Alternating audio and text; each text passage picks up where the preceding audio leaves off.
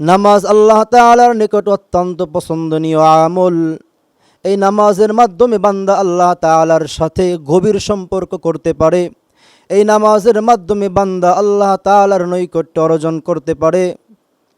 হযরত শাহ আব্দুল আজিজ মুহাদ্দিসি দেহলভী রহমতুল্লাহি আলাইহি বলেন, প্রত্যেক সৃষ্টির নামাজ তার সৃষ্টিগত অবস্থার অনুকূলেই রাখা হয়েছে।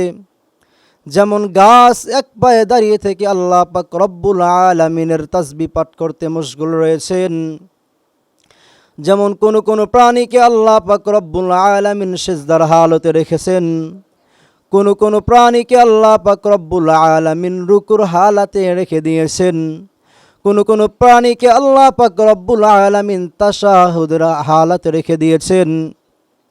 আল্লাহ পাক রব্বুল আলামিন মানুষকে তাশাহুদের হালাতেও রেখেছেন, কিয়ামের হালাতেও রেখেছেন। আল্লাহ পাক রব্বুল আলামিন মানুষকে সিজদার হালাতেও রেখে দিয়েছেন।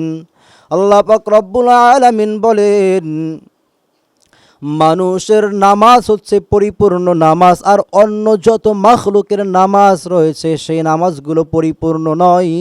সেই নামাজের বিনিময় আল্লাহ পাক রব্বুল আলামিন তাদেরকে দিবেন না। আর আল্লাহ পাক রব্বুল আলামিন পরিপূর্ণ নামাজ যেহেতু মানুষের, সেই জন্য আল্লাহ পাক রব্বুল আলামিন রাজি এবং খুশি হয়ে মানুষের জন্য জান্নাত এবং জাহান্নাম রেখে দিয়েছেন। আল্লাহ পাক রব্বুল আলামিন অপর আয়াতে বলেন, ইন্নাস সালাতা তানহা আনিল ফাহশাই ওয়াল মুনকারি ওয়াল বাগই, নিশ্চয়ই নামাজ অশ্লীল এবং মন্দ কাজ থেকে মানুষকে বিরত রাখে।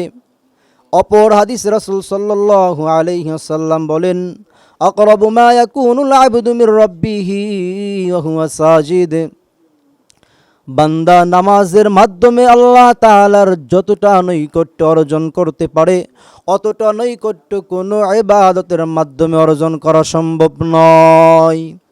রাসূল সাল্লাল্লাহু আলাইহি ওয়াসাল্লাম অপর হাদিসে বলেন, যে ব্যক্তি এই নামাজকে ঠিক রাখলো সে যেন ইসলাম ধর্মকেই ঠিক রাখলো, আর যে ব্যক্তি এই নামাজকে বিনষ্ট করলো সে যেন কেমন ইসলামকেই বিনষ্ট করে ফেললো। আমরা ইনশাআল্লাহ নামাজকে আঁকড়ে ধরার চেষ্টা করব এবং এই নামাজ যাতে সুন্দরভাবে পড়তে পারি আল্লাহ তাআলার কাছে সেই তৌফিক চাইব। আল্লাহ তাআলা আমাদেরকে 5 ওয়াক্ত নামাজ জামাতের সাথে এসে পড়ার তৌফিক এনায়েত করুক। সবাই বলি আমিন।